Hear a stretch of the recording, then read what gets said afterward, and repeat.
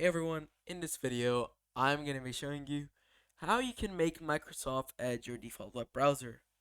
Now, automatically, your PC does come with Microsoft Edge as your default web browser, but if for some reason you accidentally changed it and want to change it back to Microsoft Edge, this video is for you.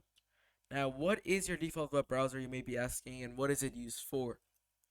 The default web browser is basically for if you're in a third-party app such as Discord, and there is a link. Your computer needs to know what web browser it wants to open the link on automatically. So if I were to press on this, as you can see for me, it automatically opens on Internet Explorer, which is so old it can't even open up youtube.com, as you can see. So in this video, I'm going to be showing you guys how instead of having it open it up on Internet Explorer or whatever browser it is, how you can make it open up on Microsoft Edge. So let's close out of this, minimize that, and now we're on our Windows homepage. Press on the Windows Start button and head to the Settings tab. From there, as you can see, we're in our homepage.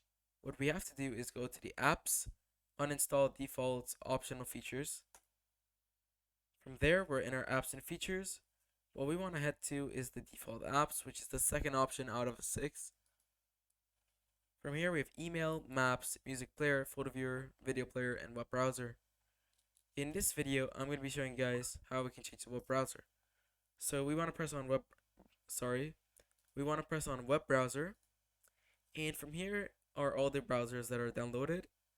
We're going to be choosing Microsoft Edge, which is recommended for Windows 10. And now it should give it a few seconds. And now, if we do close up this tab and go back to our Discord, and we press on this link, as you can see, it is opened up on Microsoft Edge, which is exactly what we wanted. So this is Microsoft Edge and YouTube is opened up. So that's going to be it for this video.